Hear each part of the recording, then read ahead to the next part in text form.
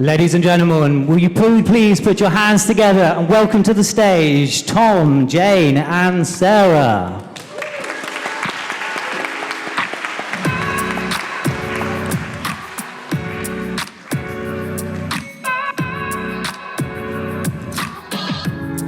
So ladies and gentlemen, it's an absolute pleasure to see you all here today. My name is Tom Simmons, and I'm the Student Enterprise Lead here at the University of Southampton. So, let's talk a little bit about why we're here today. Well, the first thing is to celebrate these amazing founders over on the left here that have been working on the Foundership Grant Scheme over the summer, which is a program that the Student Enterprise run, where you get £2,500 worth of grant funding. You get amazing support throughout from mentors and experts, some of which are here tonight. And also through our collaboration with Barclays Network Eagle Labs down in the city centre, we offer desk space throughout that time. So it's an incredible program if you're looking to kind of take your idea further, your business over the summer. So they're coming back today to tell their stories, all right? These are students that maybe a year, the same year as you, maybe only just a couple of years ahead of you. And they're going to come back and tell their stories to hopefully inspire you, okay? So that's the first thing. The second thing is all about this amazing, incredible student enterprise ecosystem here at the university. There are things that you can get involved in straight away, but there's also the aspirational. What can you do down the line, where the sport is still there for you, okay? So we're going to hear from some great speakers today, and this is the first time where we've kind of all come together in one place to showcase everything the university has to offer. Okay, so it doesn't matter what path you want to take. There's many paths you can take with your business, right? But there's going to be something here that's going to be able to support you. Then finally, we are going to obviously announce the winners of the 100 Big Ideas competition, which I will talk more about later. We're going to thank our incredible alumni, which is why Jane is with me on the left here. Those alumni are what support us and support that foundership program, and we're really, really privileged to be working so closely with our alumni network. And then finally, because you attended this lovely event, some of you may have heard me talk about out in lectures about VentureFest. Now, we will also be giving you a free ticket for attending. It's an incredible innovation festival, and like I said, it's fantastic to go and see all the stuff going on in the South that's coming out, all right? So that's the last thing. So, without further ado, I'm going to hand over to Jane, who's going to tell us a little bit about the alumni. I'm first going to apologise for the slide. As you can see, I'm not a graphic designer. Hi, everyone. I'm Jane. I'm here from the university's Office of Development and Alumni Relations, and that means that I have the enormous privilege and pleasure of working with our alumni community of over 265,000 alumni. For anyone that doesn't know, alumni is just another way of saying graduates. So these are all people who have, like you, come through the doors of Southampton and gone on out into the world to achieve amazing things. So our community spreads right across the globe, across 180 countries. There's a huge wealth of talent and experience within that group, and they amaze me every day. And I'm sure you will too, when you guys go on to graduate and become part of that community. Now, a thing we like to say in ODAR is that the University of Southampton was founded on a gift. Philanthropy is at the heart of the university. So in 1862, Henry Robinson Hartley left £100,000 in his will to found the Hartley Institution, which became Southampton University. And that spirit of giving continues right to this day, and a huge portion of that is thanks to our amazing alumni community who give back in terms of donations to programs just like the Student Founderships program, but also a host of other things across the university that deliver research and teaching and enterprise and help us to really be a world-class institution. So it's worth saying that, without our alumni, we wouldn't be where we are today. It's also worth pointing out that they give a huge amount in terms of their time. They support our students through mentoring, through volunteering, through providing advice and guidance, and all that talent and experience that they've amassed over a lifetime after they've left the university and while they were here. So I hope you'll all join me, not literally, in saying a huge thank you to our alumni community for all the support they give us. But I also hope that you'll consider that when you graduate and go out into the world, that's not the end of your relationship with the university, that's just the beginning of a new phase. And I can't wait to see what you all achieve, but I also hope that maybe some of you might come back through the doors to help inspire the next generation that come after you, so that we can keep becoming bigger, better, and a more vibrant place. Thank you so much. Can we give Jane a lovely round of applause, please? Beautiful.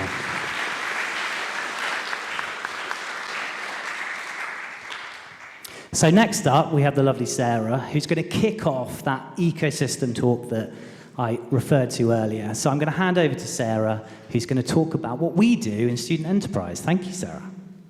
Good afternoon, everyone. It's great to see you all here today. So I'm Sarah Rogers. I'm Student Enterprise and Opportunities Manager at the University of Southampton. We are part of Careers, Employability and Student Enterprise, which is a fantastic service which is there to support all students, whatever their career aspirations. So if you haven't already, look up the Careers, Employability and Student Enterprise service at the University of Southampton. So the Student Enterprise team is a team of 5. We're all here today and we are hosting the event today. As a team, we are here to support all students, whatever level of study, so undergraduate, masters, PhD students, and we'll even support you once you're alumni. You've just been hearing from Jane about how the university can support the alumni community, as well as what the alumni community can do for you. So up to 5 years after you've graduated, most of what we do is available to you. The funding and support is available for 1 year after you've graduated. So really encourage you to take full advantage of all that we have to offer, and we'll be going into more detail about that in just a moment. So we do offer an awful lot, more than we can squeeze just into the 4 slides that we'll be sharing with you today. So we thought if we themed them in terms of the 4 key pillars really around how we feel we're able to best support students. We provide funding. You've already heard about that in terms of the foundership scheme, which the students will be talking to you about today. So that's around £2,500 that students get as a grant. But we also offer something called the Enterprise Fund, which students can apply for every December and every June. And there's up to £2,000 that can support students with their business ideas. It is a pitching competition, so students need to have really thought through how viable their business is and what they're proposing within that in order to make it through to receive some funding. And as I say, that's every December and June, and you can apply as many times as you like during your time as a student. In terms of skills, we're really all about providing learning and opportunities to give students experience in the space of enterprise and entrepreneurship. We recognise that it's not that everybody wants to set up their own business. They may think they want to as well and find along the way that that isn't the right path for them. We're here to support that journey of development, of working through that business idea and ensuring it's as viable as possible and sustainable as possible. So the kind of workshops, one-to-one support, weekend challenges, innovation projects, you name it, there's a whole range of support, including online resources such as our Active Rewards programme for you to access any time. But really, I think what's really transformational is the one-to-one support we can give to students. 30-minute or 60-minute sessions, you can visit, speak with the members of the team, and they can help you with your very specific interests around enterprise, whether that be the skills development itself, whether it be a particular idea you've got. We've also got a fantastic network that you can access to be mixing with other like-minded students. That's where the space comes in, particularly in the future. So by semester 2, we're hopeful that we will be up and running in the Sir James Matthews building with our own student enterprise zone. That will be an opportunity to connect better with one another, for us to run and host many events for students down there, but then also to connect with the external community that we have here in Southampton. And in terms of the experts, as I say, Sir James Matthews will give us more opportunity for a space to enable that to happen more freely. But also, we're already, as a student enterprise team, doing a huge amount to connect you with expertise, not only within the university, but outside. And many of the speakers you're going to hear from today, we actively signpost students to in order to receive the appropriate support at the right time for them. So this is a chart that we quite often share with students just to demonstrate what the emotional journey can be like for an entrepreneur.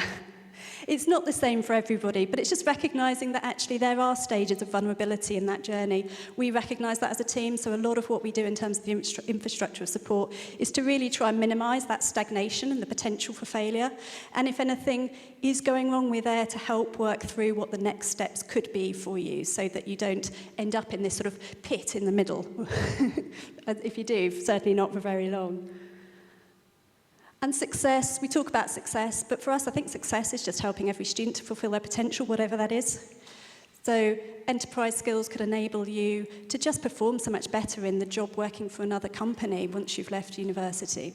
The ability to think creatively, to solve ideas, is valuable whatever you go on to do. So all of the experience you gain through engaging with the opportunities we offer, you will be able to take forward and utilise. This is the final slide from me, which is just an example of, I think we've got, 9 examples of what we offer here. So please do look at our website after today and really see which of these feels like the right thing for you and take advantage of those opportunities and register. Many of them are open for registering or applying to already. I've already mentioned about the one-to-one advice and guidance. The Startup Challenge is the next biggie on our calendar. That would be a fantastic opportunity for you all. Women Founders, 10 Steps Business Builder is a collaboration with the Business School. Enterprise Fund I've spoken about. If you're interested in freelancing, we run boot camps. Small Business Speed Launch is another one that's very well targeted to those who want to set up their own small business or freelance, be self-employed. The Active Rewards Programme is the online resources, and then the Foundership Grant Scheme you'll know a lot more about by the end of this afternoon. That's it from me. Thank you. Thank you so much, Sarah. Brilliant. So you can go sit down, lovely, both of you. Right. Here we go. So next up, we have our first founders of the evening. So please put your hands together and welcome to the stage Lucy, Gina, and Sam.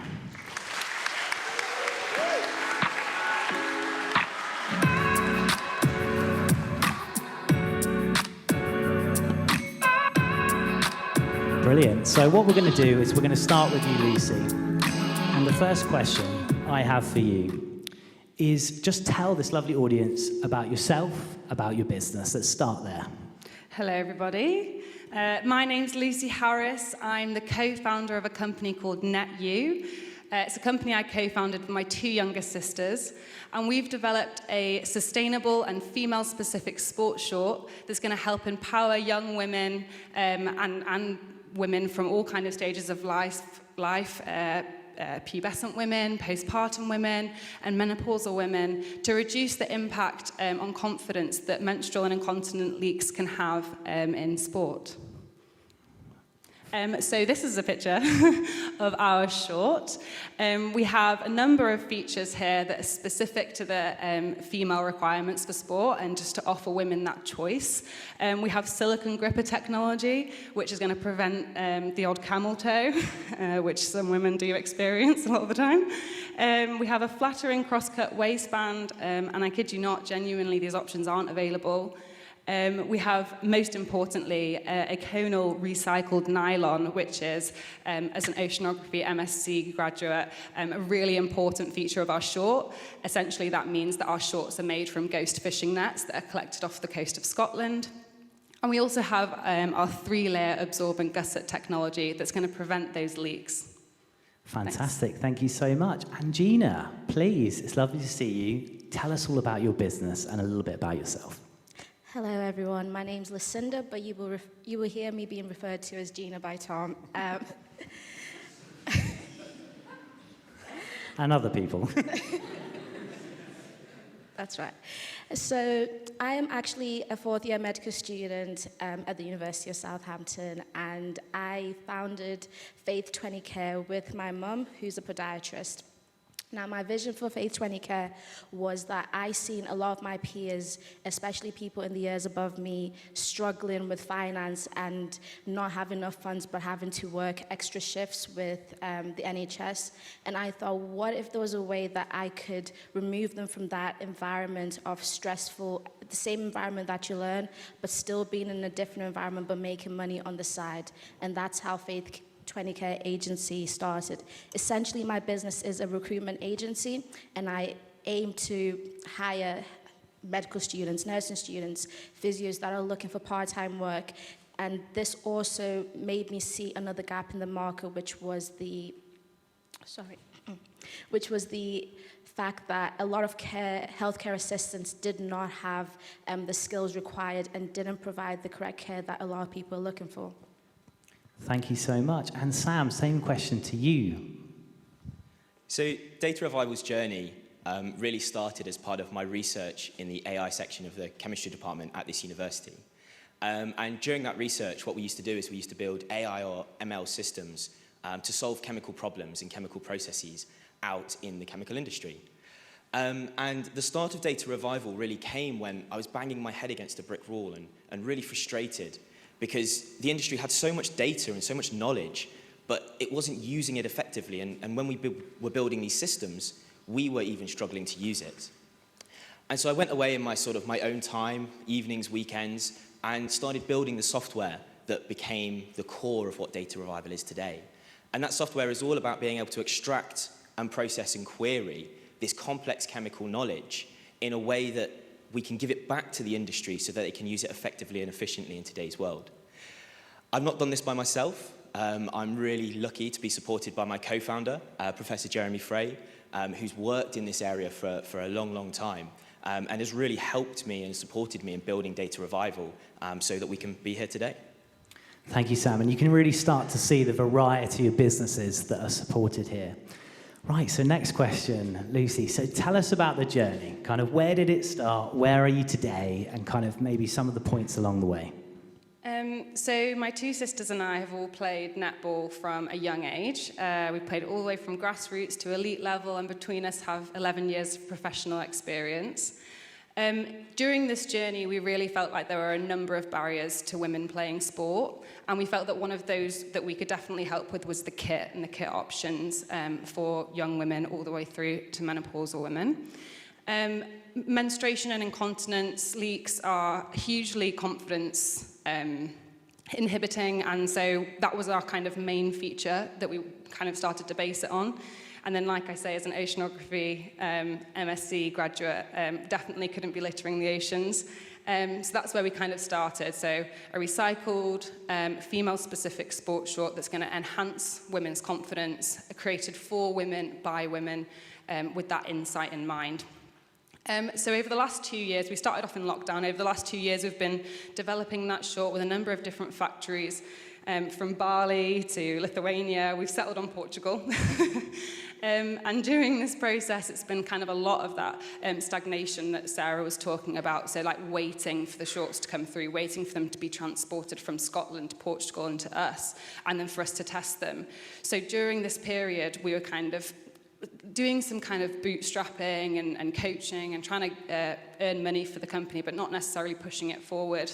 During the first week of the foundership scheme, I kind of knew that this was the opportunity that we needed to really start creating a brand that was going to be ready to launch in spring, which was our timeline. So all the help that the foundership scheme has given me and us as a business has helped us create a launch pipeline, cement our ambassadors, and make our spring launch a reality. Brilliant. And Gina, same question, like, we all want to hear about the journey. That's the important bit, right? So we can relate to it. So tell us about your journey. So before the foundership program, I'd actually already founded my business. I was running, but not truly running. I only had 10 employees, and I was struggling to find the link of how was I going to bring a recruitment agency to the Southeast where I'm mainly based. How was I going to be able to build the same relationships? And this is something I'd highlighted in the beginning when I had applied. So knowing that, over the past 12 weeks, I came to the conclusion with Lloyd, in fact, that I needed to actually build a profile on LinkedIn to use those connections to seek out what is it that you guys actually need and how can I find that strong relationship. And now 12 weeks onwards, I now have 60 employees throughout Liverpool and the Southeast. So far, I have 10 employees in the Southeast who are working a minimum of 28 hours. And I'm happy to say that I now have a predicted revenue of 150,000 by the end of 2023. Amazing, good stat there. And it's incredible. Yeah, go on, give it a round of applause for that one. So I think another thing is Gina is a testament to someone who is doing placements and working on a business and making it work. We get that question asked a lot, like, how do you juggle it? I urge you to reach out to Gina because she has mastered it. So, Sam, you've gone a little bit of a different journey. Tell us about it. Bit of a tough act to follow, but before the foundership, I was lucky enough to gain a place on the Future Worlds Founders Cohort, run by the Future Worlds Accelerator on campus that I believe you're going to hear about a little bit later.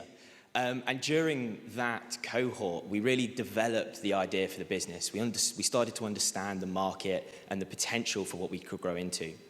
But what I thought that we'd done is we'd moved away a little bit from the original idea, from sort of the core proposition. And I wanted to go back out into the market and have some time and space to reevaluate whether what we were doing now was going to be useful and proper going forwards. And so with a bit of support from the foundership, some money and the time, I was able to go back out. I was able to re-talk to a lot of the people that I've spoken to before and a lot of new ones and come to the conclusion that, yeah, we pretty much were doing the right thing and going in the right direction. And so off the back of that, we've been able to apply to a few more schemes. I've got into the Catalyst Business Accelerator, which I think you might also be hearing about today, ran at the Southampton Science Park. I've also been picked as one of Santander's 100 most exciting university spin-outs, and so we're on that scheme. And I've also, very thankful for the support because it's enabled me to become one of the 100 UK Young Innovators for the 2022-2023 year. So, we're just going to clap. Where we go. For it. Brilliant. That's fantastic. Sam is another great one if you want to go speak to, who has got involved in everything he possibly can get involved in, which is the way it should be. So brilliant, Sam. So moving on, about the foundership specifically now, guys. So what, each of you, as Sam just mentioned, got something very different out of it. So just quickly kind of highlight, how has it helped you in your business? I think obviously there are some incredible opportunities that you get on the foundership scheme from both internal and external business experts. So we have marketing experts, we had an amazing workshop on crowdfunding and business accounting, all of which have been really invaluable. But I think the major thing that I think I really took away from the scheme was the network of founders that I was able to meet and connect with. And I think that's such an important thing, especially when you're kind of in that startup phase and potentially problem solving a lot and coming up against loads of different obstacles. It's really nice to know that you're not kind of alone, you're all in the same boat, and chances are someone else has probably faced a similar issue to you, so you can kind of bounce ideas off of them. So that's what's been so amazing about it. Thank you. And Gina? For me, I would agree with Lucy that meeting other people that are like-minded, having the same business minds, is quite inspiring, and it pushes you when you see other people saying that I'm struggling, and you think, oh, okay, it's just not just me that's struggling, but we all go through it. But that perseverance to keep pushing on gives you that also motivation to, I want to push on and carry on with my business idea. One thing that I found really inspiring was actually some of the sessions we had. So the first one was Tone of Voice, that was held by Amber Badger. I'm not sure where she is in the crowd. She is here, yeah. Oh, there she is. Which was really amazing because that allowed me to find who I was as a founder, but to also be able to express to other people, what is my business? How do I want my business to be represented? Another session that was quite fundamental to me was the marketing. I found that I was selling, almost like selling a product, but I didn't have to sell a product. In fact, what I had to do was go to their clients and say to them, what is it that you're facing and how is it that I can help you, and find a solution in their problem and offer them that as my service. So that's something that's been very key to me as well. Thank you. And lastly, Sam. I mean, just to reiterate, the network is the most important aspect. But to put a different frame of reference on it, I think it's being held to account every day, every week. So you always need to be doing the things that you don't want to be doing, always going and talking to customers, validating the idea. And if you see the people around you doing that, and you see the success that they're having doing it, at least for me, I'm far more likely to actually make myself go out there and continue on that journey. Brilliant, thank you. So lastly, just a quick one to go, tell this audience, how can they find out more about your business, or just leave them with one bit of advice, starting with you, Lucy. Okay, so I think advice, especially with regards to the foundership scheme, is to keep a really open mind. There were certainly some workshops that I kind of thought, oh God, not sure I want to get up for this. But actually those were probably the ones I needed the most help with. So definitely keep an open mind, and then just really engage with that network and community that you're developing. And whilst you're developing that community, all these co-founders are developing theirs as well, so it's just getting bigger and bigger, and that network's getting stronger and stronger, and you're going to just gain more and more support. So that would be my advice. In terms of finding out a little bit more about us, do head to our website. We're www.netufitness.com. If you'd like to collaborate with us or talk with us more directly, we're hello@netufitness.com. And do look out for our launch. We'll be launching in spring around the Netball World Cup. So I hope any of you who are interested in purchasing the short for yourself, or for a team or anything like that, do get in touch, engage with us on Instagram as well. We're always really looking forward to hearing from our customer base, and also anyone who would like to collaborate too. Thank you. Gina? So in terms of advice, I would say just go for it. If you have an idea, even if you don't know where to start, that's starting. The idea that you have, you can make it into something, and that's what the foundership program is. It helps you to think, to analyze of, is this something that I can move forward with, and don't be afraid. In terms of getting in touch with us, if you're a medical student, a nursing student, or anyone in an interest in healthcare, feel free to sign up. We are hiring. And if you know someone that owns care homes or is a manager at care homes, please feel free to direct them towards my socials or our website. Thank you. And lastly, Sam. Look, this is the most exciting thing I do every day. So if you have even a small idea, a little idea, go out and talk to people. Find out if it's got legs. If it is something, go and do it, because this is far more interesting than my research. Sorry, Jeremy. This is far more interesting than any of the other things that I do day to day. And I sink a huge amount of time into it, but I love doing it. And so if you can find something that you're truly interested in, and you can go and talk to people and find out that they're interested in it, just go and do it. And if you'd like to know more about us, please follow the QR code that's on the screen. Thank you. Please give them all a round of applause, and I thank them all. Welcome off stage.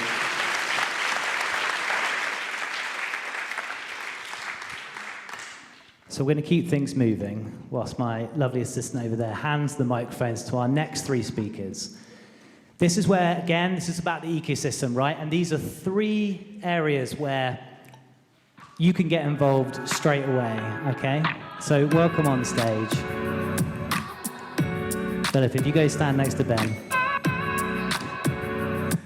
I'm going to hand straight over to you, Pathik. I want you to raise your hand if you think we need to do something about climate change. I want you to raise your hand if you think we need to do something about gender equality. I want you to raise your hand if you think we need to do something about poverty. All right. Now I want you to keep your hand raised if you think you can address these issues. I want you just to look around, keep your hands raised. Everyone look around and see who's raised their hands. Not many of you. Barack Obama has told us that the change we're waiting for is us. No one's coming. The only people who are going to change this world, who are going to save the world, is us. And when I say us, I really mean you. Our generation is failing. We can't afford for your generation to fail too. I direct the Social Impact Lab, where we help people lead social change through volunteering, internships, international opportunities, and fellowships. But not only do we help you to lead social change, we make our students more employable. on our last program, Spark India, our students became more creative, better problem solvers. They grew their networks. They became more resilient. And over the past 5 years, we've had thousands of students walk through our doors. Those students have become more confident in their career direction. They felt more engaged with their studies. And rather than feel as though the Social Impact Lab is a distraction, it's actually enhanced their enjoyment and their experience at university on their degree programs. Our students have gone on to become environmental leaders, CEOs, and management consultants all around the world. This year, our offer has got 3 dimensions: learn, grow, and explore. Maybe you've got an idea for a business for social or environmental change. Then the Ingenuity program is right for you. Maybe you want to help nurture leaders here in Southampton through our homegrown SO14 project. We've got internships for you. Maybe you want to help connect villagers in India with government schemes, providing them with vital income. Then we've got internships for you. And maybe you want to put yourself on a global stage and join the prestigious Clinton Global Fellowship. Or maybe you want to join a network of change makers across the university, people like you, people who are passionate about social change. If you do, you'll get endorsements on LinkedIn, mentoring, and of course, all-important Social Impact Lab merchandise. It's pretty good. I'm super excited to announce that we're expanding our Spark program with Spark Ghana, which, as you may have guessed, takes place in Ghana, next Easter, where you'll get to learn about public health in a developing world context and develop your leadership skills, all free of charge to you. You may also meet an elephant. You don't get those at Jesters. I mean, you might, but they're not real. If any of that sounds interesting to you, then please do follow the QR code or search for us on Instagram at Social Impact Lab, or go to our website, sutton.ac.uk/SI Lab. Thank you all very much. Brilliant round of applause, please. And next up, we're going to have Ben Clark. We'll just do a little transition. So Ben is the director of Future Worlds, and also I used to work in Future Worlds, so I'm very happy to have Ben here today. So I'm going to pass over to you, Ben. Thanks, Tom. So yes, Future Worlds is the startup accelerator here on campus at the University of Southampton. We exist because we believe that if you want to make an impact on the world, an outsized impact, then launching a startup is one of the best things you can do to really change the world. And we believe that the university is one of the best places in the world to launch a startup because you are surrounded by the most amazing, brilliant, talented people. And you yourselves are amazingly brilliant and talented. And so I have the privilege in leading Future Worlds to get alongside the brilliant and fantastic and talented individuals that are looking to launch startups and to help them, to support them, to enable them to achieve as much as they can. We do it and we throw ourselves into this because, and much like the graph that Sarah showed earlier on, launching a startup is a bit like going on a roller coaster. And as anyone knows, when you go on a roller coaster and you sit in it, particularly a roller coaster you've not been on before, the first experience you have is that tick, tick, tick, tick, tick, as you're being dragged up this huge, great slope. And you don't know what's going to come. You have this mixture of excitement and nerves, this anticipation of stepping into the unknown. And launching a startup can be a lot like that. You're excited, you're nervous. For most people, it's the first time that they have tried this, and they're not sure what that's going to hold. And so we work with you to support you, to help you, to lean into that journey, wherever that may lead you. It may lead you to launching launching an incredible startup. It may lead you to discovering that that idea wasn't a great idea, and you'll park it and you'll move on to something else. Both of those are good outcomes. And one of the reasons that universities is a great place to explore launching a startup is because whatever that outcome is, it's a safe and enabling environment for you to explore those things. So failure isn't failure. Failure is learning and experience. One of the key things we do is the cohort program. Sam talked about that earlier on. So we run an intensive program here on campus that fits alongside student studies. We also work with researchers and staff members, and we mix everyone all together for that benefit of learning together and working through your ideas. And it culminates in a big demo day here on campus and a trip to San Francisco where we plug into the network of investors and mentors and advisors that are out there and across the global network. Many of them are alumni, and it was great to hear from Jane about the alumni commitment to the university. So many of the investors and mentors in the Future Worlds Network are people who have sat exactly where you've been sitting this year, last year, the year before. And they've gone on to incredibly successful careers, and they give of their time, they give of their cash, they give of their experience and insights. And really that is what makes such a difference, is the network of incredible people around the university, around Future Worlds, around so many of the other ecosystem stakeholders that are here today that give their time and give their expertise, and the difference it can make from someone who's got a great idea sitting in a dorm room wondering how they could break into this huge global market, and plugging them together with people who have been there, who have done it, who have launched incredibly successful startups themselves, who share their experience of what that looks like and give it to you. So that's really what we do. If you want to find out any more details, come and talk to me afterwards. Hit futureworlds.com, follow all of our social. But the most important thing today really is to hear from all of the great founders who are launching startups. So I'll shut up and leave you to carry on. Thank you so much, Ben. Round of applause, please, everybody. Thank you. So, and our last speaker in this segment is the lovely Philip, who actually came and did one of the sessions on the foundership that we mentioned earlier. So I'm going to hand straight over to you, Philip. Thanks very much, Tom. It's been a while since I've been called lovely, but I appreciate the sentiment. I'm really delighted to be here representing Southampton Business School today, and I guess I'm really here today wearing two hats. So the first hat is as the CPAR director, probably the longest acronym in the university, you know, not perhaps the punchiest brand name, and I am a marketing guy after all, so I need to work on that.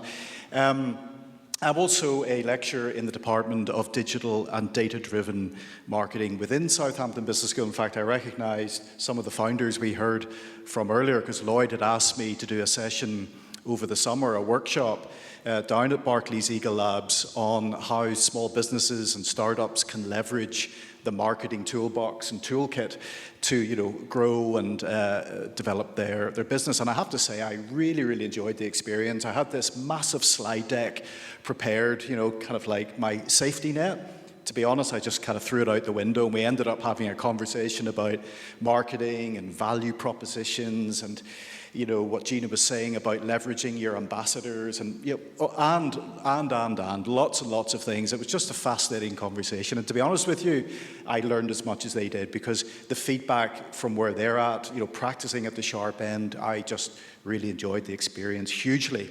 So really, in many ways, I've got a couple of slides. One was just to show the team, and Holly's here this afternoon as well, somewhere in the audience, and that'll be important because later on, you know, we're very happy to chat to you about a specific proposition I'm going to make at the end, because I think, you know, the business school should be part of this enterprise ecosystem that we're hearing about this afternoon, and in some respects we are. But I'll be honest with you, what struck me a little bit when I was down at Barclays Eagle Labs doing the workshop over the summer is the total absence of any business students in the room. And I have to, you know, put my hand up there. So I was kind of thinking to myself, well, that's not right. We've got a business school here in the campus. If you're sitting there thinking, I've got an idea, but I'm not quite sure how to get it off the ground, how to identify my customers, how do I leverage, you know, as I was saying, the marketing toolkit to bring it forward, that's something we should be able to help you with. So rather than talking about all the kind of employability things we're doing within the business school, I want to talk about how we can open a door for you to come in and talk to us, and by us I mean both staff and students. And we're very much an enterprise-led business school. In fact, one of my colleagues, Simon, and others are here who are enterprise fellows relatively recently recruited to make sure that we are an enterprise-led business school. And that absolutely applies to what we're doing within the CPAR role as well. So we've got a bunch of things we're doing. But the one thing I wanted to highlight, just specifically for today's event, is this talent development program, and specifically a workshop that we've got running on the 8th of November, which is just, a couple of weeks away. And so I'll just move forward to that. There is a QR code there that you're welcome to scan. Equally, after the event, before we disperse, come and have a chat with myself or Holly. And you're more than welcome. I'll be honest with you again, I'm too much honesty today. We had this originally set up for business students, and the CPAR function is for business students. But listening to, chatting to Ben earlier and just listening to everything that's going on, what you were saying, Patrick, we are an ecosystem here on the campus. And Patrick's been along to a whole bunch of our events and offering opportunities to our students. And I had a couple of students came along to one of our events, not from the business school, but from another faculty. And I kind of got into conversation with him, and he said, yeah, I was interested. And I thought, we need to reach out more. We need to have kind of, more transparent boundaries between us and other faculties and other schools. So all of that is leading to me inviting you, if you're interested, to come along to that workshop on the 8th. You'll get to meet me, chat with me and Holly and our enterprise fellows and external businesses and entrepreneurs we've got who are coming along to act as coaches and mentors to our students at that event. You'll also, maybe most importantly, you'll meet a whole host of undergraduate and postgraduate business students studying in marketing and analytics and accounting and finance and all of those disciplines that are needed to make a business a success going forward. So it's just an opportunity to have conversations. It's 5 to 7 in the evening. Might seem like an antisocial time, but we found that was a good time to get students to come along. So we're over in Building 100. But I say it's on the 8th. It's on there somewhere. Yeah, it's on the 8th in Building 100, 5 to 7 p.m. You're more than welcome. And if you do come, make sure you introduce so we know who you are. So, yeah, again, Tom, thanks for the opportunity to talk today and represent the business school. It's my pleasure. Please, round of applause, everybody. You can now leave the stage. Thank you. So, what I will say is, with these three lovely speakers that you've just heard from, every single one of those opportunities is, if you wanted to go away tomorrow, you could go and speak to those departments. You could go and access them. So I'd really, really urge you to do that. Okay. So next up, we have our next three founders onto the stage. Welcome, Christian, Leo, and G. Woo!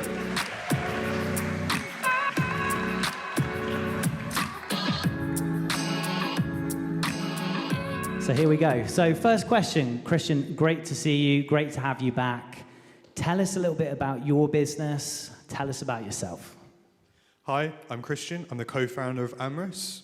Amrus provide AI solutions for real-time aerodynamic performance analysis to improve the decision-making of engineers throughout the design, test, and deployment stages. In F1, having a perfect aerodynamic understanding is absolutely crucial to unlocking the last few tenths, and teams need methods to analyze this. Currently, they add hundreds of sensors to the car, which is intrusive, impractical, and critically can't be used during a race.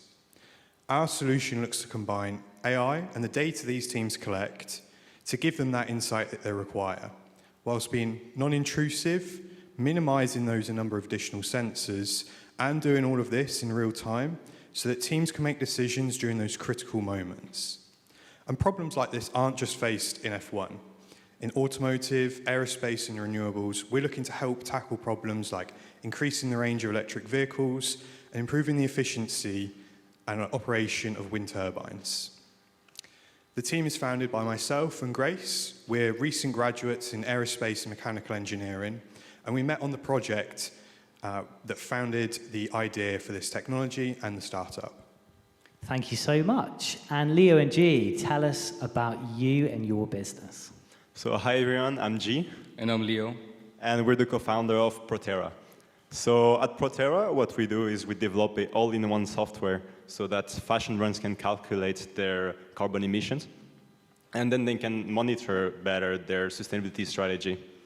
So we've talked with many fashion brands in the industry, and we just understood one thing, is that calculating their emission is a full-time job, and just hiring consultant doesn't help that much. So that's why we built this software, so that fashion brands can do it themselves and really truly understand all the impact their products are having on the environment. Thank you. And moving on, so Christian, like you said, very technical. Tell us about your journey. Again, you're someone who's come from the Future Worlds cohort. Tell us about where it all started, what kind of the highs and lows, and where you've ended up today. So our journey started at the beginning of this year. During our group design project, our supervisor actually told us that there was commercial potential for this technology and guided us to Future Worlds. And over that cohort that we joined, we went out to San Francisco, got to pitch to investors and mentors in the heart of Silicon Valley, and really build up lots of traction and advice to work on. And during the foundership, that was our goal, was to get talking to customers and develop our technology. And today we've been outlined as one of the top 5 engineering startups, and we'll be competing in the Engineers in Business Champions of Champions final on Friday. And you can still vote for us. There'll be a QR code at the end which you can scan, and yeah, all the votes are greatly appreciated. We will send that to you all afterwards. Christian, tell us a little bit more about, I'm going to ask you a tricky question here, but what's been the toughest moment so far with running your business? I would certainly say we had a really good lead on our first customer, which unfortunately over the last couple of weeks has gone away. And that's really difficult to kind of deal with, that you need to have the resilience and have that sort of ability to take away the positives and still keep moving forwards. Brilliant, thank you. And so Leo and G, tell us about getting out of Eagle Labs and into the market. Tell us about your journey, where you started, where you are today. So basically, we just started it as a side project in uni. From our bedrooms, we worked there, and we didn't really know where to go from here. So when we heard about the opportunity of the foundership scheme, we really thought it was a great idea. That it's going to help us to start a startup and really know where to go from. So over the course of the 3 months, we found the confidence to even talk to some of the biggest sustainability fashion brands in the world, like Chanel and Senya, who really helped us a lot on figuring out how the whole traction is going to be and just where the fashion industry is moving towards. So currently, we're also working with a couple pilot projects in the UK, US, Belgium, and Germany. So we can just figure out better what features to develop and really to find out better where to go from. Brilliant. Thank you so much, both of you. So moving on, let's get specific about the foundership now. So Christian, you've come back, you've joined the foundership. What, from your point of view, from your journey, how has it helped you? I would certainly say the money was probably the best bit. It sounds pretty obvious, but... He's honest. Yeah, you need money to live. And but in reality, having that money really gave us the time and the resources to actually work on the business. I'm full-time on it now, and getting access as well to the advice and the network as well just really helps to continue building that progress towards the startup. Brilliant. And same question to you, Leo and G. So first was really, I think, the one-to-one sessions, because a one-to-one session is basically just a weekly meeting with one of the mentors, just to give a bit an update about the progress and what are the next steps for us. And so basically, I really remember this one specific session where we were 2 months in the program. And usually you have only one mentor in this meeting, and this day we had the 3 mentors, so Lloyd, Sean, and Tom, and they basically told us that something was wrong there, and we had to work something out of this, because basically we were building the product for 2 straight months without talking to absolutely anyone. So this is probably the worst approach you would take. Don't do it. This is gold dust, okay? So they basically told us, yeah, okay, now you're gonna have to send some emails, make some calls, and please tell me that there is traction in this market. And this is exactly what we did. And so, as Leo said, we had the great opportunity of talking with Chanel and Xenia. And Chanel was actually our first call. So, and I had to do it. Well, I messed up the timing. I arrived 1 hour late. But at the end, we had an amazing meeting. We extract so much information from this meeting, and the guy is actually up to have another meeting with us. So it was definitely great advice. Brilliant, yeah. I love the honesty. Thank you both so much. So we're going to finish off, as we always do, just one bit of advice from you, Christian, and just a little bit more about where people can go and meet you, find out about your company. I'd say my piece of advice to everyone here is just give it a go and just turn up. And there's so many opportunities with Student Enterprise, with Future Worlds, and all the other sort of societies here today. And the most important part is just to turn up. And there's so many people in the network and all these societies that are more than happy to talk to you. Doesn't matter what your idea is, you'll find someone who's willing to chat. And if you want to chat to me, I'm more than happy to after this. And yeah, if you want to find out more, you can scan the QR code on screen. That takes you to our LinkedIn page. And yeah, we're just looking to build connections with sort of the industries we outlined. So whether it's you or someone you know in your network, I'd love to connect with you and speak more. Brilliant, thank you. And same question to both of you over there. So, what we recommend to anyone is just go out, talk to people, as she said. That's really the major thing we learned. Also, like Christian said, just try it out. Even if you're gonna fail, you're gonna just learn from it. Even if you fail, you're gonna be better at the next time if you do it. And so, if you have any contacts in the industry, in the fashion, if you're interested, want to collaborate with us, or generally interested, just follow us on LinkedIn. We can keep in touch. Thank you. And this is it for this section. Please, once again, put your hands together. Thank you.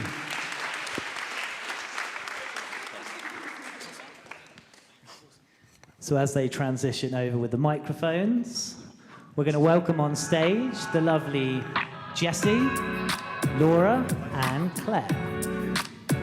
Please put your hands together.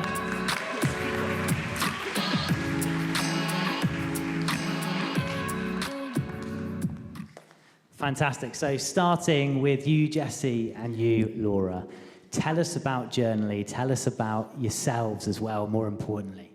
Hi, I'm Jessie. I'm a third-year computer science student here, and I'm the head of digital for Journally. Hi, I'm Laura. I am a psychology student, and I'm in charge of working out what content the app contains. And the app is Journally. And Journally aims to bring your health into one place. And we do that using 3 things. So reflection, support, and communication. We want to give you the resources to be able to reflect and understand yourself better. We want to support you, and by doing this, we're allowing you to create a support system that's personalized and adaptable, something that suits your needs. And communication. We want to allow you to have the best communication with clinicians so that you can get the best quality healthcare. Brilliant, thank you so much. And Claire, same question to you. Tell us about yourself and your business. Hi, I'm Claire McNaughton. I'm co-founder of Graffinity. I'm one of 3 co-founders, Matthew Pryor and Michael Cleary. Graffinity is a data visualization platform which enables textual search to be visually presented. I'm sure as students here at the university, you spend a lot of time reading through research and looking at documents, and imagine if you could just get to the key parts that you were looking for through visual search, and Graffinity is the solution that provides that. Our USP is that we contextualize and identify the key connections in data. Thank you. And Claire, tell us a little bit more about yourself, because I think your journey and where you've come to start this company is really interesting, so I'd love to hear a little bit more about that. Yeah, so you might have noticed that I'm a snipsy bit older than everyone else. So I graduated from my actual degree in 1997, and then went away and had a very long career as I'm an author, I'm a marketing communications consultant, I'm a co-founder of a startup. I'm a parent. I've got 2 children that are 14 and 19. And I came back and did a PGCE at the University of Southampton studying English. And I was really interested and joined Graffinity because looking at how kids learn as well and how they receive information. Most of us are visual learners. You know, we want our information presented to us visually. We don't really want to be reading through loads of text anymore. So I've had quite a big career as well. I've worked in solo ocean yacht racing. I've written a best-selling novel, a battlefield memoir. So I've got kind of a big career. But it's great also to come back to university. You know, it makes me realise what a fantastic place it is to come back and study and meet people that are just there to help you for free. I mean, I know you were paying for it, but... You know. Brilliant, thank you, Claire. And it just shows that, you know, the diversity of that cohort and how different people coming together can support each other in different ways. So, moving on. The question, the journey. Jessie and Laura. So tell us, where did it really start? Tell us a little bit about some of the good things that happened, some of the tricky things, and where you're today. Where do you hope to get to? Yeah, so generally started off on Etsy, and I was creating journals as a form of passive income because I really needed some money, basically. But I joined the foundership, and through that I was able to see that this initial idea had so much more depth and growth than I had imagined. And that's where the money came in as a really, really useful resource. Otherwise, over the summer, I would have had to get a part-time job or a full-time job, and I wouldn't have been able to fund my work on the business. So thanks to the foundership, we have now developed an app. Well, we've started. Yeah, sorry. We started by rebranding and redefining our purposes and aims, which is reflected in our value proposition, but ultimately it's to give people the choice, efficiency and control over their health and well-being, and we've brought all of this together to create a prototype which we hope to share with you at VentureFest, if anyone's coming. Brilliant, thank you so much. And I'm just going to ask another follow-up question for you two. It's like, I know that obviously, Laura, you started the foundership by yourself, so tell us how you came to meet Jessie and where you're both here together now. Well, I'm quite lucky that Jessie has a bedroom next door to mine, so it wasn't too far to look. But it's been an immense journey in the sense that I had to come to the realization that I didn't have to do everything on my own, and it was okay to ask for help. And when I reached out to Jessie, I realized that she shared the same visions and the same passions for this business as I did. And that's been immensely valuable to gain someone who has skills that I don't have and insights that I wouldn't be able to even start to gain. And that's been a real learning curve and a privilege. As an elite athlete, I was really interested because I obviously have to think quite a lot about what I do with my body, but also athletes tend to kind of forget about their mind, and actually it's just as important to have the right mindset as well as to look after yourself. So I found it a very interesting thing to get involved with. Brilliant, thank you both so much. And Claire, tell us about your journey, the kind of highs and lows and where you are today.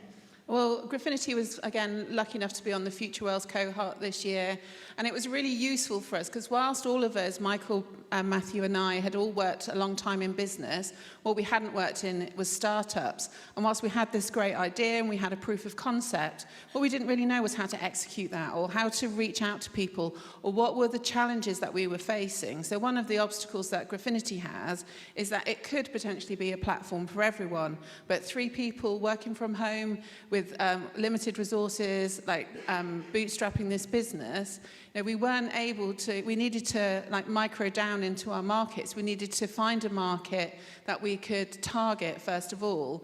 And actually through this journey we've pivoted as well because Matthew's a journalist, he's got a media background. Our initial approach was into media because it was a place that we both felt comfortable with.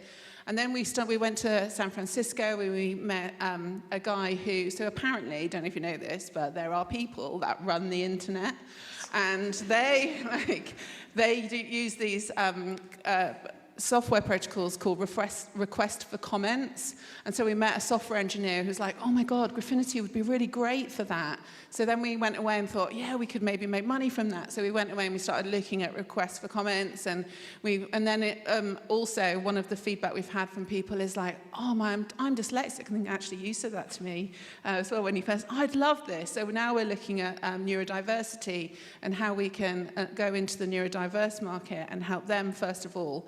So the Future Worlds put us in front of people. We had great ideas. We presented at the Cube. It was fantastic, but the heavens of money did not open upon us.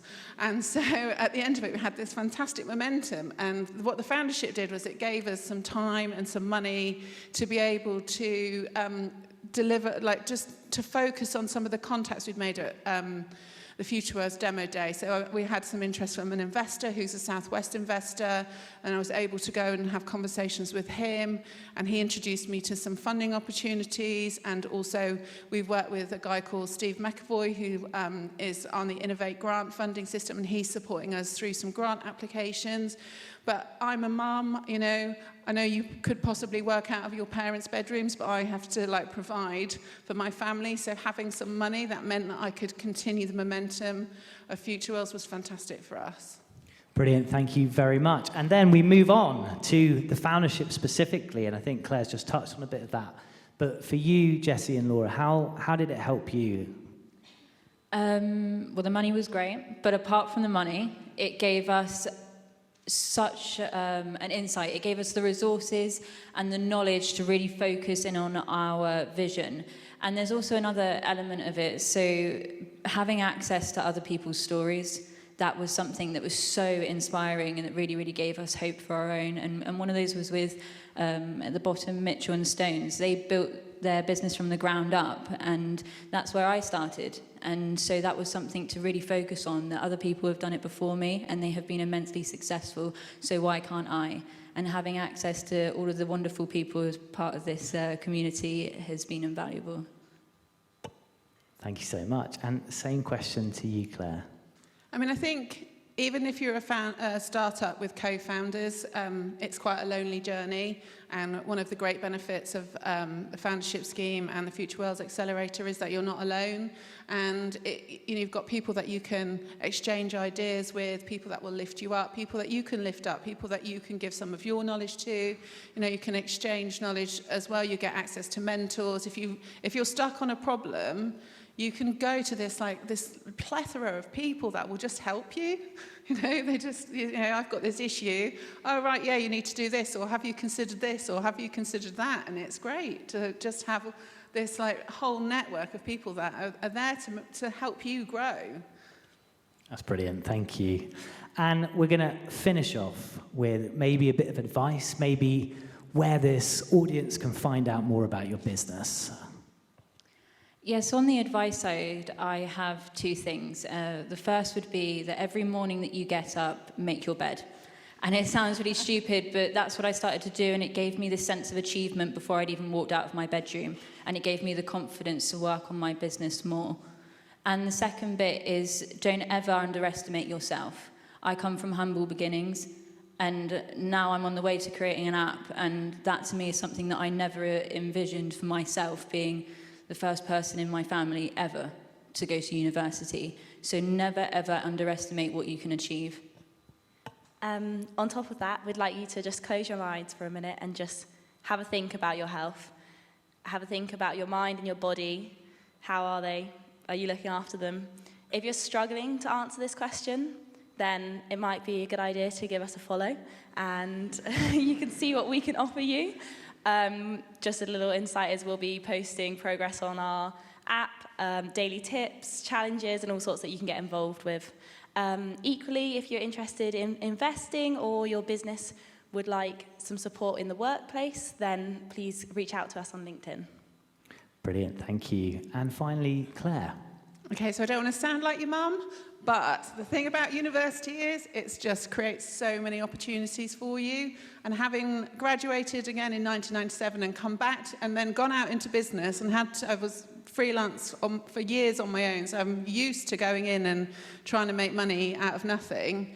But university, there are people here to help you, and they want to help you, and your success is their success. So carpe diem. That's what I say. Seize the day. Brilliant. Please put your hands together. Thank you. Thank you so much.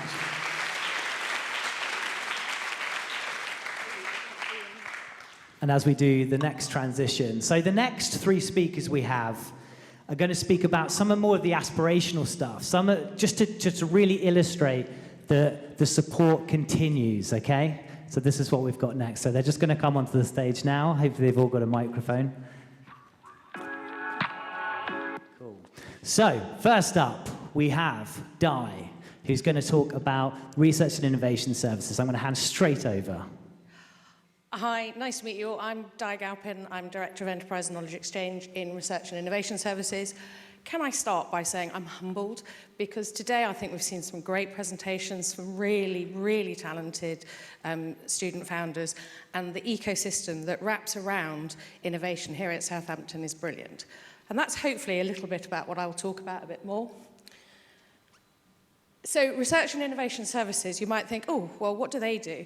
We actually are indirectly supporting students at the current time, but we support the life cycle from new innovations that are developed in the research base, finding funding, all the way through to helping them get translated, impact to happen, new startups, licensing to occur.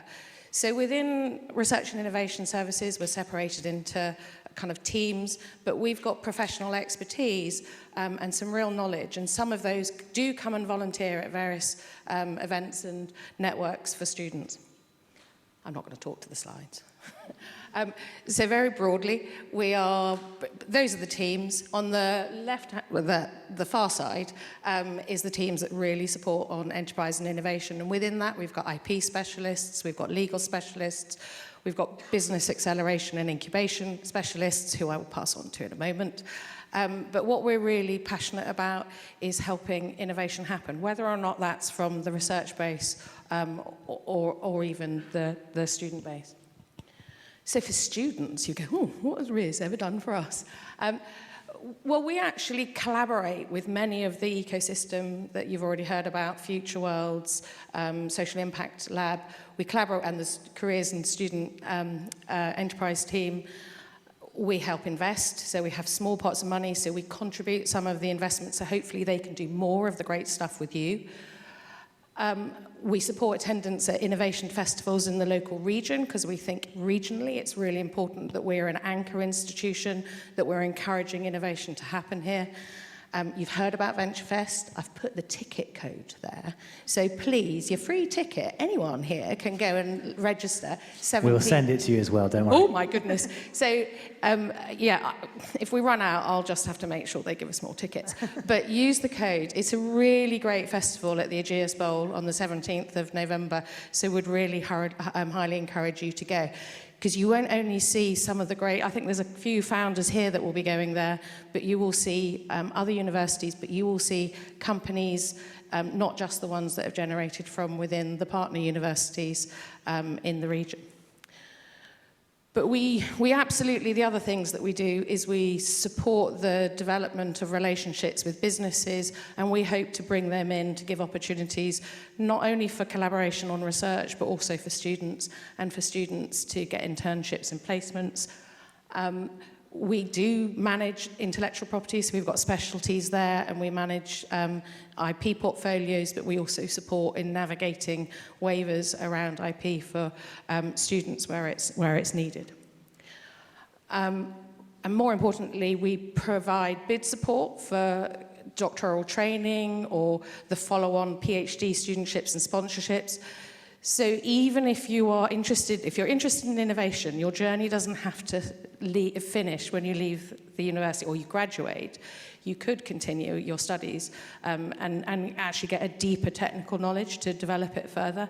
And so think about that as your route, because you can keep innovating if whilst you're doing your PhD, if you move on to a PhD or if you move on to being a staff. For us, innovation and enterprise isn't just whilst you're an undergraduate, or it really should be something that you can tap into at any stage in your life. And we've already heard a founder who's done that. Finally, I think we've already heard it, but we believe in Southampton that it's an ecosystem approach. You've heard from Future Worlds, Social Impact Lab, and others. But you've got senior leaders within the university who really are passionate within your faculties and within your schools, passionate about supporting innovation. And they get behind it, and we all try to come together. We've already heard about alumni mentors bringing the externals in. We're lucky that we have sponsorship from organisations like the Royal Society that has enabled us to bring in 4 entrepreneurs in residence. And they are available to talk to students, not just staff. And we also really work very closely with some other programs which are externally. So it's about, the ecosystem is about collaboration. So we have some of the ecosystem is here, and some of the ecosystem is where we collaborate further. And on that note, I think I'm handing to David to talk about... Yes, so please, round of applause for the lovely Diana. Thank you so much. Good afternoon, everybody. My name's David Bream. The first thing I should say is I am standing in for Dr. Robin Chave, who is the Chief Executive of Southampton University Science Park. Now, Robin would very much like to be here because the relationship with the university and the students is particularly important to him, but he's away on holiday, so he's asked me to stand in for him. I work very closely with Robin, and I am actually based at the Science Park, where I'm fundamentally involved in running the business incubation programs there. So many of you may know, or some of you may not know, that the university owns a significant science park just north of the M27, about 5 miles from here. It's about 27 acres. It's got, I think, 18 or 19 buildings. It's got about 100 companies on it and about 1,000 employees. It's actually a very successful operation.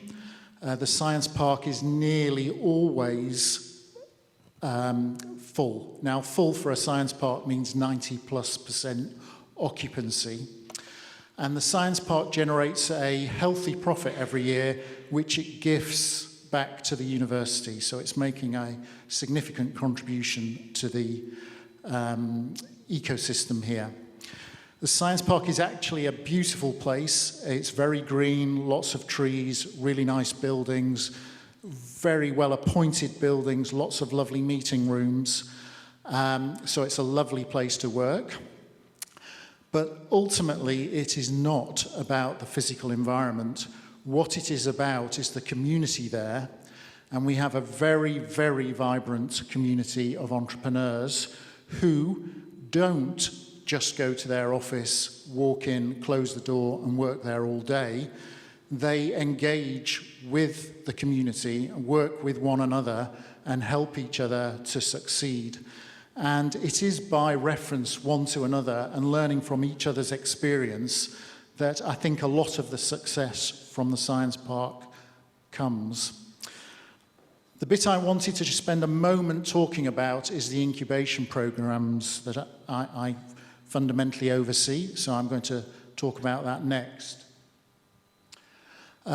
We run the Catalyst incubation program, and the Catalyst and its predecessors have been running here for essentially 20 years. It is the preeminent incubation program in the area. It is highly, highly selective. So we get between 50 and 100 applications per year, and we take fewer than 10. However, the companies are very successful, and they go on and they become tenants of the science park, and then they often outgrow the science park and become significant businesses in the local area, In fact, others of the local business parks, so I'm thinking particularly of the Abbey Business Park in Romsey, is full of our overspill companies that have outgrown the science park and had to move on. The science park is fundamentally focused at early stage, so R&D type activity. Once they move into manufacturing and big logistics operations, it's not the right environment for them, so we need to move them on. Yes, the incubation program, I think Sam, who spoke to you earlier, is on the current cohort.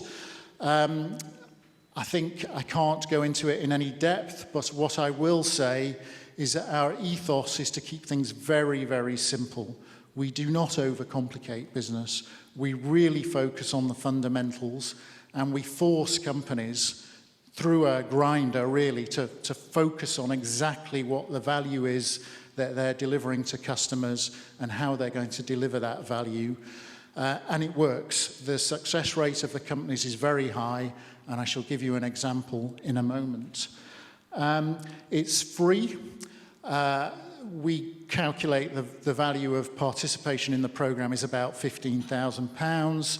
The Science Park invests in that directly, but we also get a lot of subsidy from Hampshire County Council, who value the economic development activity and the fact that all these companies are going on to populate their local economy. So, as an example, I wanted to talk about the entrepreneur that's in this picture.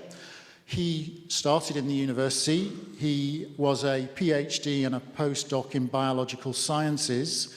He did his first company with me about 15 years ago, and that was a company called Primer Design.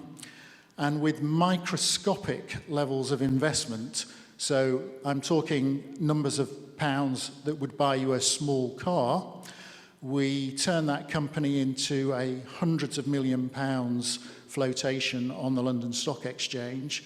That company became, at its peak, worth about 800 million pounds. Jim has come back to do further companies with me. His second company, again in genetic sequencing, has taken off like a rocket. So he founded the company in 2018. 2 years later, he was making £3.6 million profit. Now, that is a matter of public record. It's in Companies House accounts. They say in business that turnover is vanity and profit is sanity. Once you start making profit, you can start reinvesting in your business and growing, and things really start to take off. So I thoroughly expect his next business to be successful on a similar scale. But this is not a lone example. There are lots of businesses that have become worth, 6, 7, 8-figure numbers. But to pick up one of the points Patek made, we also do social enterprise. So for me, the difference between business for profit and a business for social value is actually very marginal. It's merely an accounting matter. And what we do with social enterprise is we use exactly the same techniques, and we get the businesses extremely focused on what they are delivering, to whom they are delivering, and why does the customer care. And then we work out how that machine is going to deliver that value. It's very simple, very rigorous, and they have excellent one-to-one coaching to help them through that. Going back to the opportunities for people to interact with the Science Park, we are very keen that our interaction with the university is maximised. So we'd very much like students involved with the companies on the Science Park for internships, perhaps in holidays. We run a number of programs on the Science Park that specifically engage students. We've run one which was called the Catalyst Challenge, where companies work on projects for our companies, and that's been very successful. And with Tom, we're scaling that up this year to something called the Student Innovation Projects, where teams of students are going to work for an extended time on projects with our startup companies. So again, it's real coalface type activity. And then we run fairly specialist recruitment fairs where, in the example I've given, SetNet is a physics network where we introduce physics graduates to companies on the science park. I think I'll close by saying I've spent most of my career in entrepreneurship in one form or another. I've run my own companies and whatever. It is great fun, but it's more fun when you're succeeding, and you succeed when you're in the right environment with the right level of support. So make sure you get plugged in, and I hope you enjoy your entrepreneurial journeys. Thank you very much. Another round of applause, please. Brilliant. And we're going to move to our last speaker in this segment. We've got the lovely Karen to talk about Set Squared. Thank you very much. So thanks, David, for setting me up there where you were not going to give me the ticker. There we go. That's me. So, hi, I'm Karen Brooks, and I'm the Programmes Director for Set Squared. And I must say, before I start, gosh, I wish I was you, because when I went to university, we didn't have any of this stuff. You know, I've been listening to everybody, I've been listening to those founders, and geez, I'd have liked to have started my own business and had all this help and support at university. We literally went and did a degree and then left and got a job. That was it. So it's a really exciting time for you to be at university, and please take advantage of it, because I would like to be back at university and doing it. So, you know, get on and use this help, because you've got some exciting opportunities there. So, I want to tell you about Set Squared. Set Squared Partnership is a collaboration of 6 universities. You might be unsurprised to know that one of those is the University of Southampton. Otherwise, I wouldn't be here talking to you. So the others are Bath, Bristol, Exeter, Cardiff and Surrey. So 6 universities across southern England and into Wales that all work together in the area of enterprise and innovation. And they have been doing it for 20 years. And my colleague David and Di as well have been here nearly for that entire time that Set Squared has been started. David and I have actually been here since the beginning. But we've had a lot of impact since we were founded in 2002, created some great numbers. They all look very impressive. What does that mean? What does it mean is we've been helping companies like yours to get started, to get the right support. We created that incubation activity that's been now named as the global #1 university business incubation program. And we've held that title since 2015, which is brilliant. And we've created a support environment for SMEs to come and engage with the universities, the academics, with students, but also provide training and support, entrepreneurial training and support back to the students and academics and those SMEs as well. So we created a lot of value for the economy, and we have also created a great impact both environmentally and socially. So what do we actually do? Well, as 6 universities together, we want to do things that we can't do individually. And so a lot of it is about training, as I've mentioned, and there are a number of workouts, as we call them, and we like to think of it as exercising our entrepreneurial brains that we run. These are for companies, primarily. And so there's a whole set of them, and we like to look at investment, that very early stage, the entrepreneurial journey, and then once you've got your company set up, where can you look to get extra value from the innovation within your company? And also looking at impact as well. It's now really important that you can articulate your company's values from the social and environmental goals that it has. and how you're actually going to be able to show those and be able to measure them. So we have a workout on those. And then we also run a number of programs. The first one up there, iCure, is a national program, and we help deliver that for Innovate UK.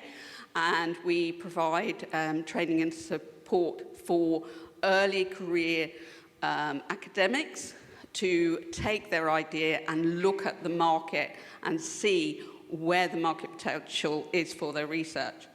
But what I'm really excited about with that program is we're now going to be able to bring an opportunity for the concept of commercialization to the postdocs. So for those of you who are doing masters, PhDs, etc., there will be a program coming out next year, so watch the space and you can come and learn a little bit more about that aspect from your particular research area that you're looking at.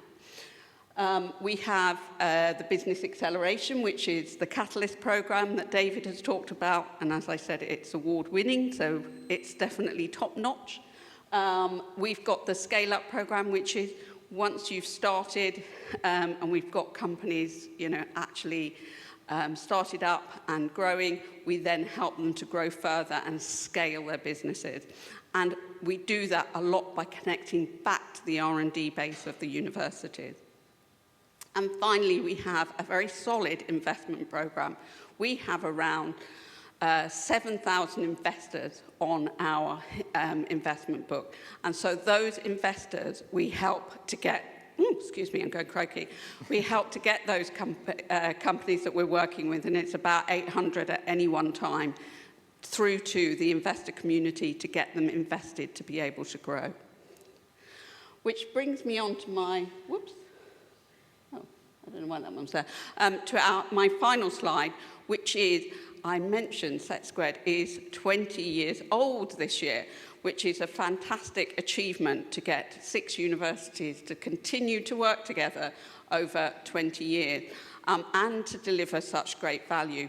As I said, we have before looked at what the impact is of Set Squared, and we will be showcasing what the impact is to our stakeholders in a report that will be coming out in December, which will show not only the economic impact this time, but our social and environmental impact. It's culminating in an event on the 1st of December up in London, and 3 of the student enterprise companies from here in Southampton will be showcasing at that event. So there is an opportunity for you, right from all the things we've talked about today, right from there to get to being in London showcasing to a huge number of investors to get those bigger amounts of money to grow your business. So 3 of them, I think you may hear from some of them in the next session, but we're looking forward to taking them to London. So that's me, Programs Director. If you want to know any more, you can get onto the website, setsquared.co.uk, and you can find David there and Di and myself as well. Thank you so much. Round of applause, please. And you can exit the stage. So, we are running very smoothly. We are coming to the last couple of founders of this evening. As they get their microphones, I would like you to put your hands once again together to welcome onto the stage Tamara, Joe, and Colin.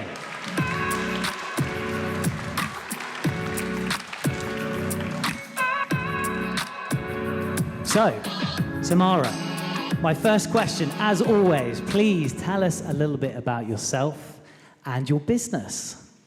Hello everyone, I'm Tamara Ivankova. I'm a 3rd year Aeronautics and Astronautics student, and I started Amar Automotive at the start of the year. So at Amar Automotive, we built some pretty cool stuff. So we built truly sustainable vehicles without compromise. And the way we do that is by focusing on minimizing emissions every step of the way, from production to use. We use recycled and renewable materials wherever possible, and we build really lightweight and efficient vehicles. Behind me, you can see the LSC, our first product. It's a 4-wheeled e-bike designed for city use in the cycle lanes, and we help city commuters minimize the travel time, cost, and emissions without compromising on the safety, comfort, or practicality. Thank you so much, Tamara. And same question to you boys over there. Hello, everyone. I'm Joe Archer. Hi, I'm Colin Christie. We're both recent graduates in acoustical engineering at the university, and our startup is Acoustic Reality. We asked ourselves, what if you could see sound? Combining two cutting-edge technologies, we're developing a product which can allow users to localize sound around them and visualize it on an augmented reality display. We're initially targeting the military market and optimized our product for gunshot localization. And ultimately, we think that this could save lives on the battlefield. Brilliant. Thank you both so much. So Tamara, you know, we've been working together for quite a long time now, and you've done a few different projects. You've been out into industry. Tell us how you've gone through all of these different things and you've ended up where you are today. Yeah, so my background is in motorsport, but really my passion lies with sustainable vehicles. So when I was working in industry, in the design office for a Formula One team, I felt quite uninspired, lacked a sense of purpose with the work I was doing, and just wanted to do something to have a more positive impact. So I left and started Amaro Automotive. It's been quite a journey. We actually started with a three-wheeled vehicle, and then by talking to customers, testing MVPs, we came to develop the LSC as you see it.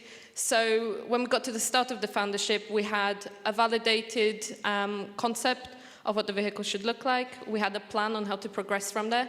And then during the foundership, we really got our head down. I designed and developed the subsystems, sub-assemblies, like the aerodynamics, for example. Also did aerodynamic testing of the red model you see there.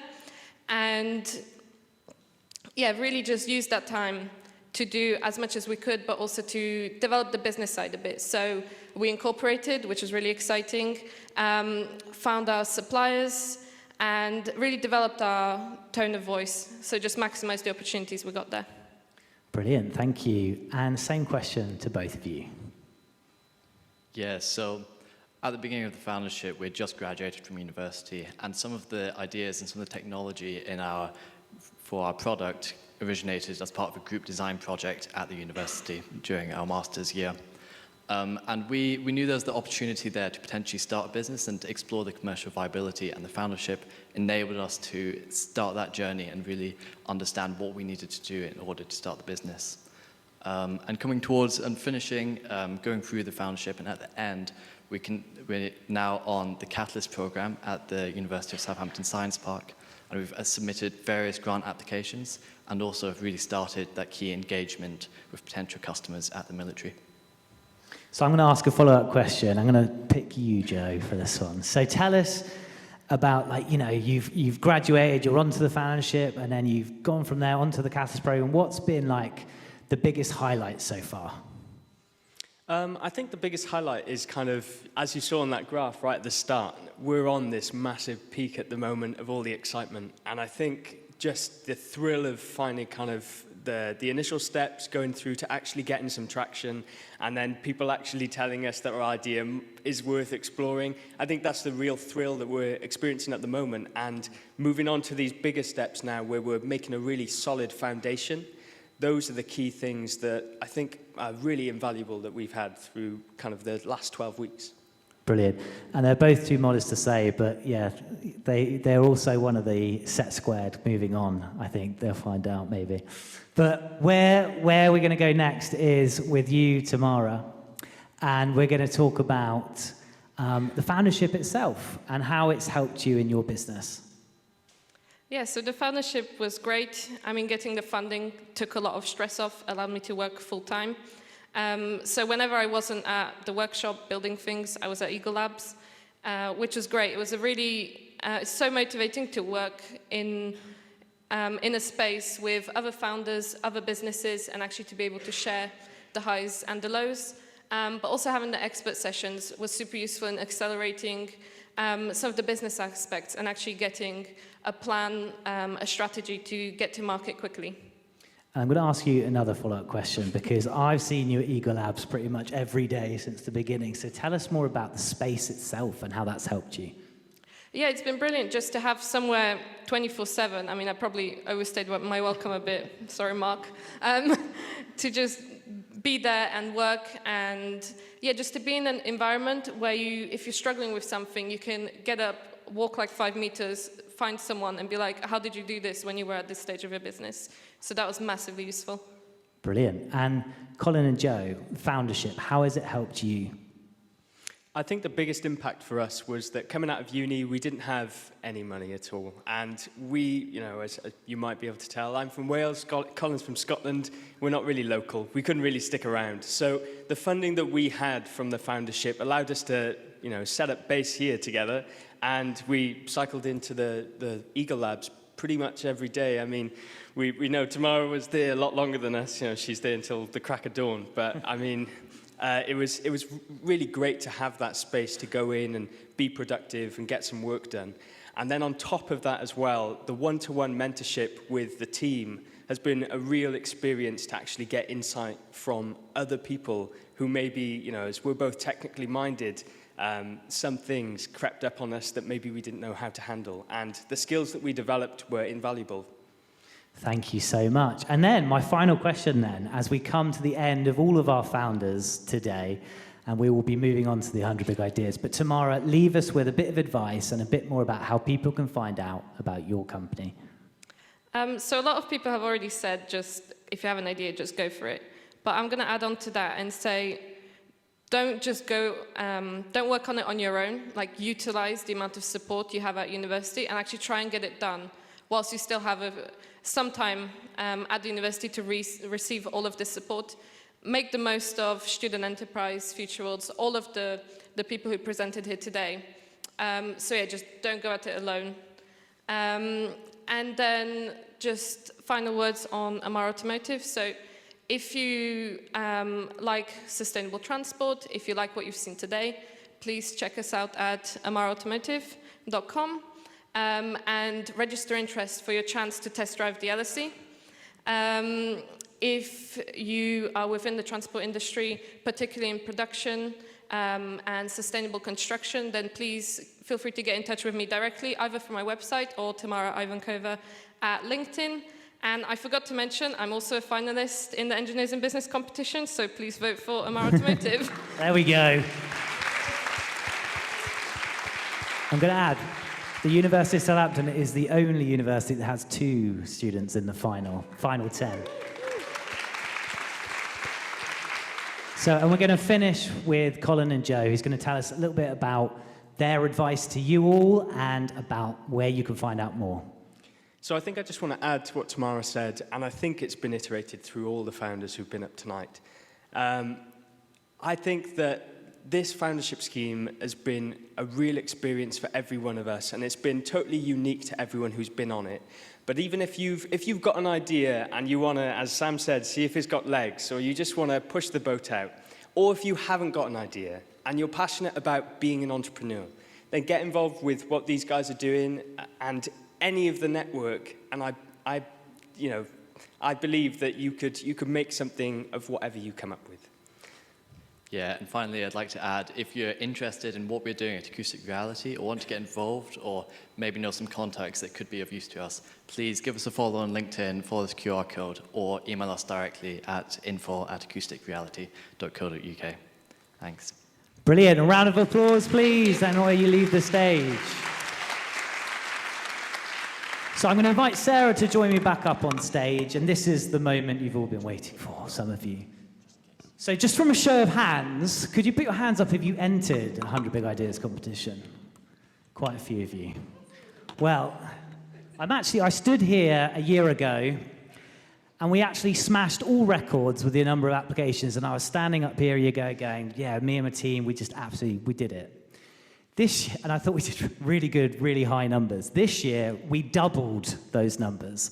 So it's been many late nights and hours reading through a lot of applications. So I just want to thank all of you, because it's a really, like a testament. We're talking about those first steps, right? And 100 Big Ideas is all about that first step. It's about getting you to be creative and be really ambitious with what you want to achieve here at university, right? We've heard from some of that aspirational stuff that RIS, Science Park, Set Squared, all of this stuff, that could be you in years to come with millions of pounds worth of revenue. So I'm just going to talk to you a little bit also about the application process itself, okay? So with all those applications, all of it is anonymous and lots of judges. So the entire team, including Sarah, has gone through every single one of those applications anonymously. We've also involved associate deans from across all faculties to bring to you the top 10, which I'm going to announce in a minute. Sarah is going to read the names, and we're going to see who has a chance of winning the grand prize. Whilst we do that, Lloyd is going to make sure he's messaged Jake, who will send out and trigger an email to let you all know who are in those top 100. So I'm going to hand over to you, Sarah. I feel like we're missing a drum roll or Let's see how it goes. point, Don't worry, there's dramatic music. Here we go. Okay, so the first in the final run-up. Oh gosh, they're going very quickly. Goes quick. Elia.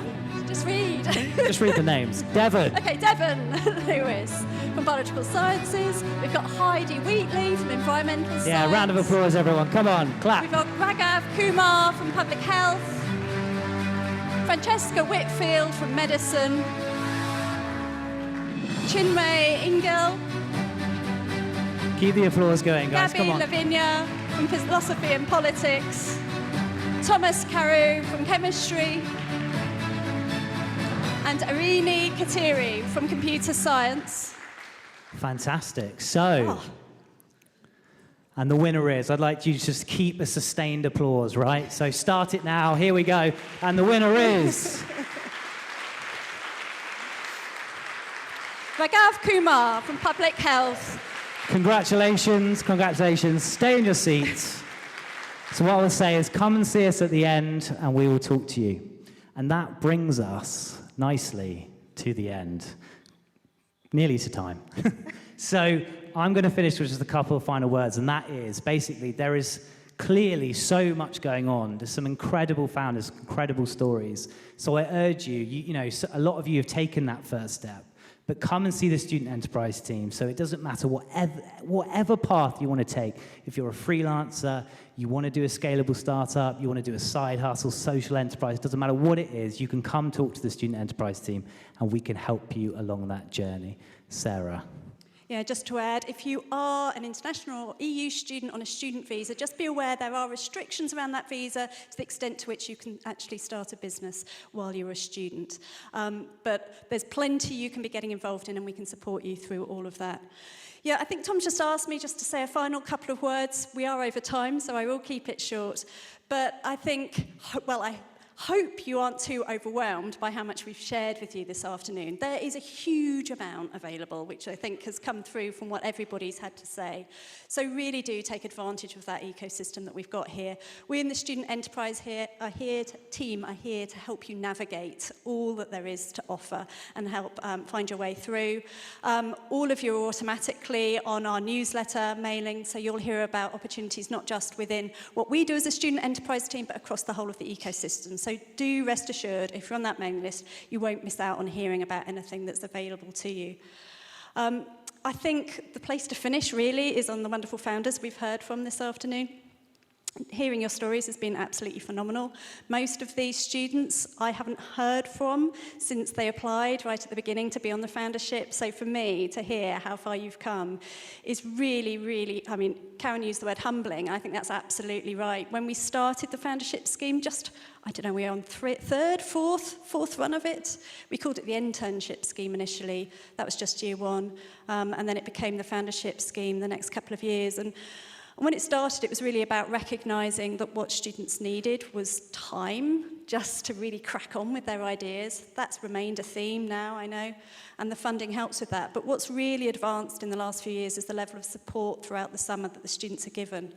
We were quite light touch initially. We thought they don't want to be bothered by us. They just want to be able to get on and do. But actually, from that first year onwards, the overriding theme was the support we were providing was one of the most valued things. So we've just stepped it up year after year after year, to the extent now that, as you've heard, students have been based at Eagle Labs in Southampton to give them desk space over the summer, as well as the support of the team and the broader network. So really, really fantastic work, everybody on that scheme. It's so great to hear how rewarding you found it, and all the very best in all your next steps that you take from here on. And thank you everybody for being here this afternoon and hearing all that's going on at Southampton. Hope you are excited and inspired and ready to take the next step for you. Thank you everyone for being here, and thank you you so much, everybody. That is it. That is the show. If you'd like to have your picture taken, feel free. But that is it. Thank you so much. Thank you for coming, and good night.